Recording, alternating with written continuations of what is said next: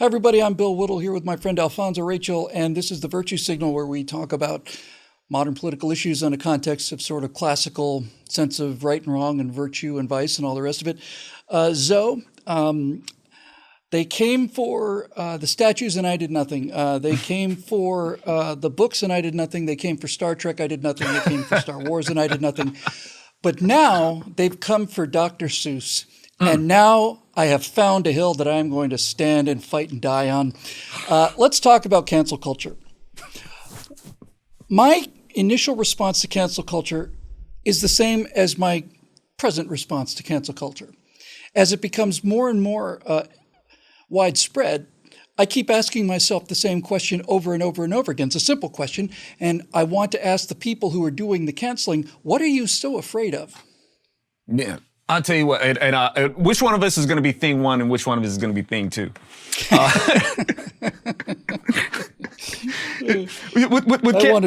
want to be a who. All right, we got Whoville up in here then. Man, with cancel culture, once again, man, this is not a new thing. It's not a new thing with Democrats. You know, a pet peeve that I have, Bill, is when people keep talking about this new Democrat Party. The Democrat Party, what they're doing today is not new. They've always been a cancel culture. I remember them days of slavery.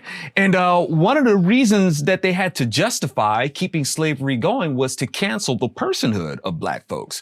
They can say, hey, this isn't a person. We have the right to make them our property. So cancel culture goes way back. Democrats are at the cancel culture when it came to the women's rights to vote. So they didn't want women to vote either, and they wanted to keep that going. Now they've turned around and taken the plight of Black folks, the plight that they put on in the first place, and now they use that as a tool to lean on us and lean on women for sympathy votes to push in whatever it is that they want that they want done. And if you are any sort of threat to them, they can cancel you. And so this is not a new thing, Bill. They've mastered this a long time ago. You know, listening to you say that, I realized that cancel culture and canceling somebody is really a euphemism for destroying them. Mm-hmm.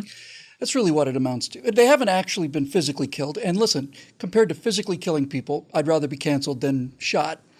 But as far as the power dynamics are concerned, it's the same thing. If I've got something that is embarrassing to the power structure or the people that are in power and want to stay in power, and I'm a thorn in their side, they don't have to kill me. They just have to silence me. Mm-hmm. And of all the people I've known who have been silenced, you are by far the person who seems to have suffered the most at the hands of this. And the reason for that is very simple. And I know you know this, but you should hear it again anyway. The reason that you've been blocked from YouTube and been so heavily repressed is because you're so dangerous. It's because you're so powerful and so dangerous to them. But I think if we stop calling it cancel culture, and if we're talking about a battle of ideas, I use this word guardedly, but essentially from a political point of view, it's extermination culture. It's the extermination culture. It's the genocide of an idea. It's a genocide of any idea that's not the prevailing wisdom. And so what you end up with is kind of an aw shucks, shame on you kind of a term, canceling people. But what they're really doing is they're destroying people. Mm-hmm. They're not just destroying the message that those people have, they're also destroying their lives. They're destroying their livelihood. They are, and more importantly even than the people that cancel culture has destroyed is the message that gets sent out to everybody else, which is you better watch what you say, you better watch what you do, because the mob can come for you, and so you had better play along and shut up. Definitely. And the thing that they seem to want to cancel the most, but I appreciate the confidence that you have in my efforts. Well, it's a truth. Thank you. And one of the biggest reasons why is because of me and that nasty F word that I drop all the time. Faith. Mm-hmm. So they really hate that, and because I see what it leads to. This isn't stuff that I figured out on my own. We've been given the warning in the life manual as it is. But looking at this cancel culture, it's very bold. It's very in your face. When I look at all the people that's involved in cancel culture, I noticed that they all gather around a banner, and that banner is the rainbow flag, right? And I've talked about this a lot. You know, I hope you don't mind me mentioning it here. No, not at all. The rainbow is a very significant banner because everything. This isn't just about homosexuals, right? This is basically anybody who is deviant from, especially what our Constitution says, and definitely, or I should say, especially what the Word of God says. Anything that idea, whether it's communism, whether it's socialism, whether it's slavery, whether it's transgender, whether it's these tax policies and domestic policies, whichever, you'll notice that if they're apart from the Constitution, which the Constitution calls rebellious, which the Bible calls rebellious, all of these people gather under the rainbow flag, right? And they're flagging in the judgment of God. We have an iconic symbol. All these things that are going on now, Bill, they've happened before when God flooded the world and he puts up this rainbow and he says, look, I'm going to put this, and this isn't a thing of, well, why we have the rainbow because God created it. It's like, no, God never even said that. He says, when I see the rainbow, it'll be a reminder. When clouds gather over you, it's going to remind me to not kill you because you guys get on my nerves, right? So all these things that led up to that, Bill, all the deviance, all the perversion, all the violence, all the wickedness, from child trafficking to necrophilia, you name it, all the wickedness. And we're seeing those things again. The Bible even says when the end comes, it will be like the days of Noah again. We have this cancel culture out there that's waving the flag in mockery of God's judgment, saying, hey, you know, we're even going to take your flag and we're going to cancel you. So one of the reasons why they come after me is because, yeah, I'm one of those people who believe it. I saw it back in the Word of God back then. I'm seeing it play out today. There ain't nothing new under the sun. So yeah, they want me to shut up.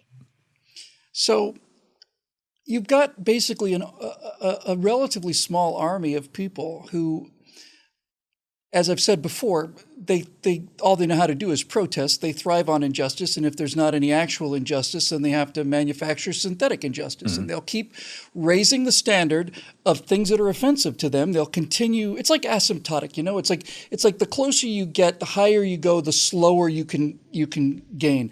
You get more and more and more amped about smaller and smaller and smaller things. The EPA basically is like that. Used to take mercury out of rivers, great.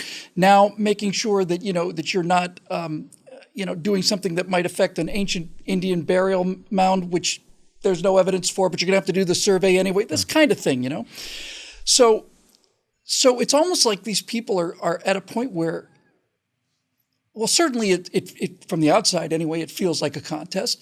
It feels like a contest to see who can be the most outraged about something as arcane as possible.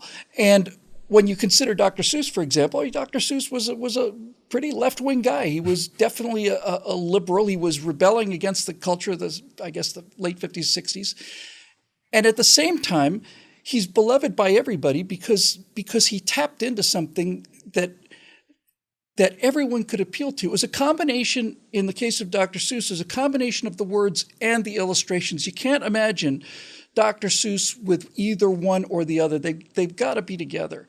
And he appealed to this sort of whimsical sense of justice, I guess, I mean, if you think about something like Horton Hears a Who, it's an appeal to listen to voices that are not easily heard. And don't just go rampaging around like an elephant and just smash everything. You pay attention, don't step on the butterfly.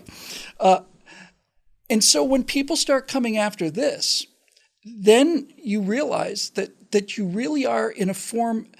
I think what I'm trying to say is this. I think that this generation has been raised with the kind of restrictions on them so that the only competition, which is built into every single person, whether you admit it or not, the only competition that they're allowed to engage in is a competition to see who can be the most outraged, which means who can be the most virtuous. And therefore, the hunt is on to find anything. And it's almost like the more ridiculous and arcane and tiny it is, the more points they get for having plucked it out of the ether and said, you know what, I hadn't realized that Dr. Seuss was such a racist, misogynist, homophobe. Oh, what a genius you are. We're dealing with an excellent man. You know it. We're dealing with a culture that's become the Grinch that stole culture, man. It's like it's so.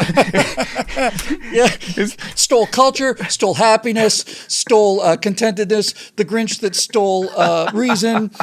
Yeah, the Grinch that stole prosperity. Right. The Grinch that stole sanity. Yeah, They are the Grinch. They are the Grinch all day, man. All day. That's all they are. The irony, man. And and I know that you dig Booker T. Washington, man. And Booker, he talked about this, man. He says, look, man, there's paraphrasing here, but you're going to have people who are going to make a living off of this. There's people who are going to play up the woes of people, and they have to make an industry out of it. That's where we are. People who are just going to make victims out of people. We're going to try to take anything. We're going to make it, and of course, for him, he was speaking in terms of people who are going to capitalize on the black plight, but this applies to everybody. W.E.B. Du Bois, for example, whose entire attitude basically was the opposite of Booker T. Washington's, and W.E.B. Du Bois, who, by the way, grew up in Massachusetts in probably the least prejudiced neighborhood in the entire country, had property and all the rest of it, led a life of comfort, went to Harvard, got a doctorate, the first black doctorate at Harvard. And W.E.B. Du Bois's position was, and these are his words, not mine. He basically said to the white power structure, no, this Booker T. Washington idea of building ourselves up and raising ourselves by our own bootstraps and earning respect, that's Uncle Tomism. He said, give us the money and the power. We'll distribute it to the black community. And the people he talked about, these are his words. W.E.B. Du Bois said, give it to us the talented 10th, the 10% of the black population that's capable of dealing with these kind of things like money and power. And that's the course we followed. And we're in the trouble we're in today because this guy was basically appealing to this idea that they were the sole proprietors of the remedy for injustice. Indeed, man. Or we can even see that in Margaret Sanger, right? Her stated objective was a cancel culture objective. It's like, look, we're going to cancel the black race. That was her plan. Right. So it's now, and how did she do it? She said, you need to go to basically the most influential black folks. You need to go to their ministers. Right? Get them to be our field trustees. Get them out there and they will influence the rest of the blacks. And but we don't want it to go out that we want to exterminate them. So we have to be very finesseful about this. So, when we're talking about cancel culture, I mean, from Du Bois, who we mentioned, they're tied in there. Margaret Sanger, founder of the Negro Project,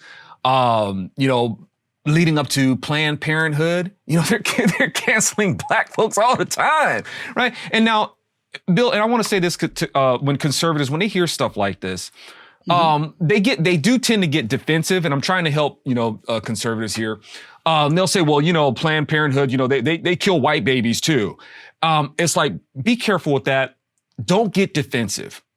Yeah. Okay. Well, Margaret Sanger said that was the reason for it. I mean, that was her objective. Right. We're going to get rid of these weeds, the feeble-minded and all that sort of stuff. We don't want them procreating.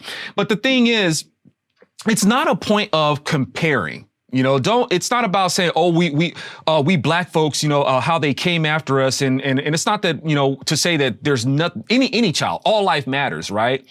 But don't give them fuel by saying, oh, well, this is happening to white people too. It's like, yeah, we know that this is happening to black people, and you're the one who's doing it, and you need to stop, right? So in doing that, that's where we have this balance of where it's like, look, it's not an issue of what color the child is, but we do know that for you, it is definitely an issue, and that needs to be pointed out if we really want to take on this cancel culture war. With finesse, the way that they've done. They were very finesseful about it. It's going to take that same kind of approach. I think so. And cancel culture is a relatively new term. It's a couple years old maybe. But this idea of silencing people through intimidating them and all of their power is predicated on our own goodness. The way you get somebody to shut up is to call them a racist. If they're actually a racist, they're proud of being a racist. The only people who shut up when you call them racist are people who aren't racist. And the idea of being called that is abhorrent to them. But it seemed to me that the precursor of cancel culture, something that's been around considerably longer, 20 or 30 years at least. It was starting to show up just as I was getting out of college. So that's almost 40 years now. And what I think is strongly tied into this is this idea of deconstruction and deconstructionism. And I can remember many decades ago when I first heard about deconstructionism, about how a professor could basically look at the works of William Shakespeare and break it down, you know? I tell you what Shakespeare was really thinking and tell you what Shakespeare's biases and so on were. When I hear about deconstructionism, I'm always reminded of this image of an extremely untalented person sitting in a faculty staff room with the audacity and the arrogance to basically say, well, yeah, sure, Shakespeare's got a reputation, but I understand Shakespeare much better than Shakespeare did. The arrogance of it, you know, the sheer elevation of it. And that's what strikes me so much about cancel culture. Who the hell are you? Who the hell do you think you are to say that because you find this offensive for whatever points you may make off of it, who do you think you are to tell the rest of us that this has to go because some neurotic lunatic has decided to make this an issue? Man. Who do you think you are? Democrats, man, that's a good question. It's a good question. Exactly. It's like, who do you think you are? In this in this republic, right? We have this republic, man, and Democrats can't stand that this is a republic. They can't stand it. And one of the things that the main thing that they can't stand about this being a republic is that it's a republic that acknowledges our God-given rights. Democrats can't stand that. They're like, wait a minute, who is this God? No, we want to be able to have the popular vote to be able to say that whatever God says sucks, and we want to do whatever we want. And if we want to have the right to be able to say that we're entitled to this, well, you're going to give it to us. And that goes way back, Bill. The cancel culture with the Democrats goes all the way back to them forming the Confederacy. They wanted to cancel the Constitution. They don't like what it says. The Democrats hated the Constitution so much that, hey, we're going to make our own. And they made the Constitution of the Confederate States to go to war against the United States. The Constitution calls these people rebels. The Bible calls these people rebels. And what saddens me is when I keep hearing conservatives calling them radicals. There's nothing radical about them. Nothing. You know, to be radical, you have to be rooted. You have to be solid in something, right? Whatever their ideals are, they're not stable. They're not rooted. They're solid in nothing because self-righteousness and selfishness has no bottom. It has no core. So these people, you know, are doing what they're doing, and they're fully trying to cancel our republic, cancel our Constitution as they've always done, because they feel that they are entitled to full-blown perversion.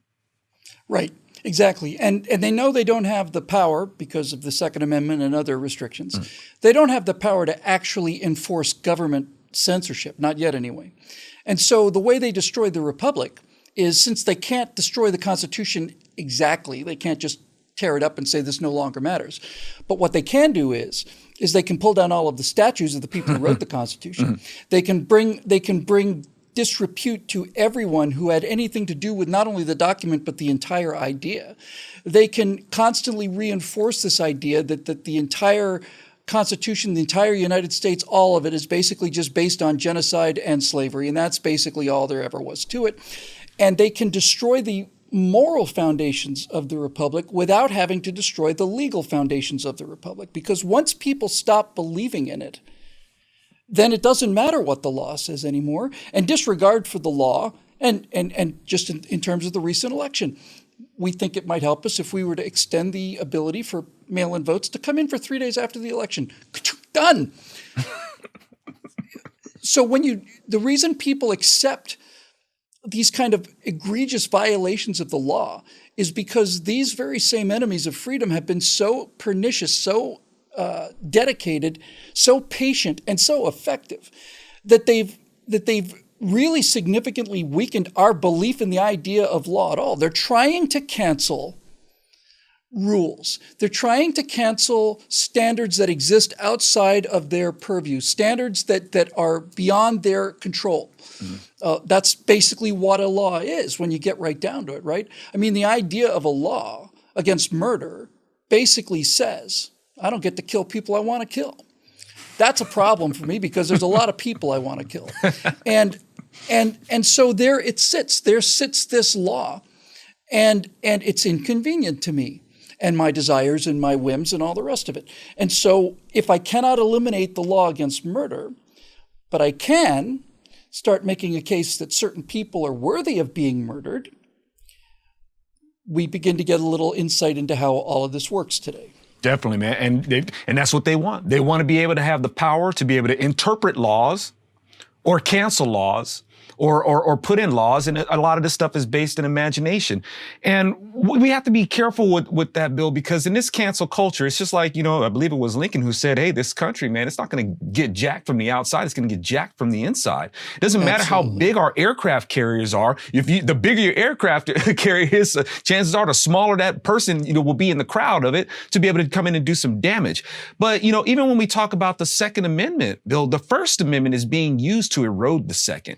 That's exactly right. Our guns are pointed. Our guns are useless against the threat that we're facing. This is a point that I've made again and again and again. They're not coming at us with guns. They're coming at us with ideas, and they're coming at us with peer pressure, social proof, and our weapons. The reason that they're not coming after us with guns is because we have the guns. But that doesn't mean that the guns are going to protect us against the weapons that they're employing. Right. The weapons they're employing are shame, peer pressure, fear of losing your livelihood. These are serious, genuine concerns. They're just a level below being killed, but they're damn near it.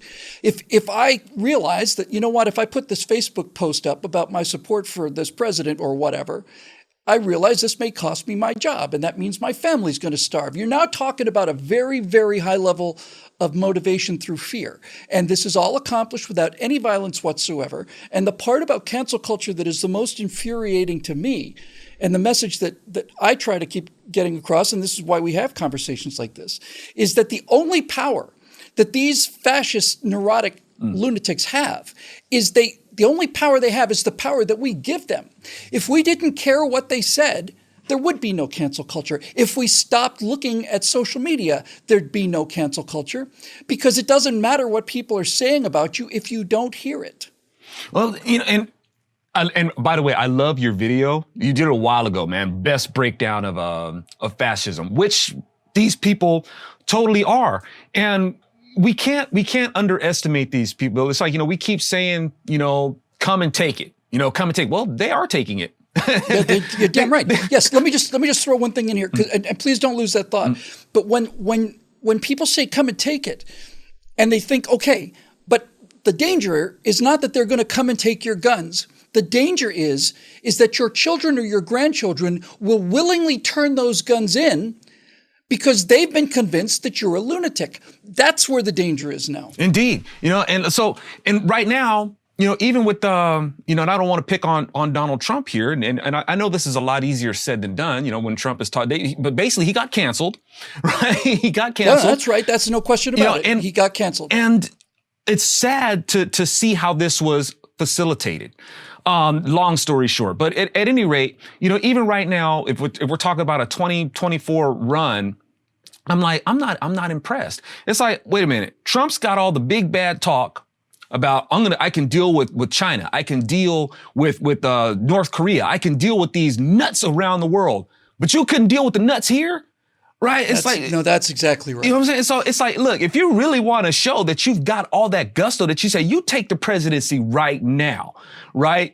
You're supposed to be the chief law enforcement officer of the United States. A great offense, something totally illegal has taken place. And the ball was dropped. And I know it's a lot easier said than done, but I'm not trying to say that. But no, I completely agree. You know what I mean? But when we're talking about this cancel culture and all this chest beating about come and take it, and the sleeping giant, the giant's always sleeping. I keep hearing that all the time. You've awakened a sleeping giant. The giant's always sleeping, right? And so the giant needs to wake up and realize what's been taken from us right under our nose. No, absolutely right. And both of us have spent 4 years defending this president and doing it from the heart. But I think it is an absolutely legitimate thing to say this. A lot of the legal challenges that Trump brought about election fraud were thrown out because they said, well, since you've known about this for 4 or 5 months before the election, why didn't you bring the case then? In other words, you're only bringing the case now because you lost the election, which you assert was through cheating, and which I'm convinced is true. But nevertheless, that is a compelling criticism, and putting aside the president's responsibility for it, we really have to accept the responsibility for the person who's really responsible, which is me. I'm responsible. I knew that election fraud had been going on for 10 years now. Didn't do anything about it. I know that they've been corrupting the minds of kids in schools. Not doing anything about that. I'm trying my best, mind you. But the point of it is, we went into that 2020 election knowing that these forces were there, that they were at work, that they were effective, and that they might have succeeded. And we decided to see what happened. Well, we kept waiting for somebody else to rescue us, and that rescue never came because we're not going to be rescued from above. If we're going to rescue ourselves, it's going to be from the people. We're the Kraken. But this culture of this cancellation culture is when you really get right down to it, you strip away all the individual cases. It is essentially just intellectual fascism. It is the crushing of any idea that you don't agree with, that doesn't benefit you, that might harm you, might harm your ability to make money, might harm your ability to tell other people what to do. If there is an opposing position, it must be crushed. And they don't have to use weapons because they can essentially eliminate your voice and eliminate your livelihood and get you to do whatever they want you to, which is essentially the same thing as pointing a gun at your head. Sure. That slander cannon, right? If they can't go ahead and destroy you physically, they can destroy your livelihood. And whether it be by slander or just canceling you completely. I mean, I myself, I'm blessed enough that they haven't come after me like with a slander campaign, but rather just with a cancel campaign. So I totally sympathize, and nobody wants that, to happen to them. But the thing that bothers me the most, though, Bill, is the fuel they were given to do it. And, this, like I said earlier, these people, they're not idiots per se. They can't be idiots because we're so dependent on the things that they make, especially to communicate. So they're not totally dumb. And they've effectively marketed their perverted worldview. But as it is, with this cancel culture that we're dealing with, they don't need our help, but they're getting our help. The fools can only get so far without help, but they're getting a lot of help from us, whether it be by the language, a lot of language that they get from conservatives to be able to help them, and even by money. Conservatives are they like to be entertained too. And conservatives be giving that money. They be giving that money to Netflix, right? They be giving. Yeah, they're certainly not giving it to conservative entertainment in the way that liberals give billions of dollars every year. Right. So, we're we have to look at it and say, it can't just be about boycotting, Bill. It's not just about. No, it's exactly right. You can't just walk away. We walked away from the pop culture, and that's why they own it, because we walked away from it. Yes. And we walk away from politics, so they own politics. So we don't want anything to do with politics. Well, politics wants something to do with you. Right. And yes, and that's exactly right. Right. One final point before we go, and this is just something that I'm experiencing a fair amount of now, and I know you've experienced it quite a lot too, and I'd just like to get your take on this. We caught up, this is a while ago, but we hadn't spoken for years and years, and we caught up at an event, and I said, hey, man, how you doing? It's a shame you're not doing the videos, because I loved them. And you said, oh, I'm doing them. It's just no one's seeing them. I said, really? And you said, yeah, I get emails all the time from people asking me, am I all right? Was I hit by a car? Am I dead? And the point I'm trying to get to here is they don't have to actually completely shut you up. By turning down your response, by turning down your audience, it's demoralizing. I just did a firewall that hasn't broken 10,000 views. Wow. When I started doing these things, my floor was 400,000 views. That was the floor. Then it was 40,000, and now it's 8,000. And I'd be lying to you if I didn't tell you that was extremely demotivating. And so this. You don't have to actually shut somebody down. You actually can get people out of the game. They're not getting us out of the game, but I certainly am feeling the effects. You can get people out of the game by turning down their reach so much that they feel like, okay, well, whatever I had to say is long gone. No one's interested in what I have to say anymore. Yeah. I'm obviously past my prime, and so on and so on and so on. And it is utterly demoralizing. And it takes a real commitment to justice and love of country to get up and face that, because on some level, it would be easier for me to take if they had simply just banned me. Yeah. Because then I could say, well, I'm obviously so dangerous that they banned me. But when they turn you down, when they just turn your views down and down and down, it's very easy to think, well, obviously I'm not saying anything important anymore, and that's got to be it. And that's in some ways worse. It is, man. And they can do it, and they have done it, and they can do it very quickly. Like with me, even after PJTV shut down, I still had a very big subscriber base. Yes, you did. To carry on my livelihood. But when they do that, your support, your audience evaporates like that. And when we talk about demoralizing, when something like that happens, it's a shock to the system. And these are reasons why people like on Wall Street, when their stuff crashes, they throw themselves out of buildings, right? As the culture goes. That we know about. And because it's your whole identity. Right? It's what you do. It's like, and how it's like a system of way things are taken away from you.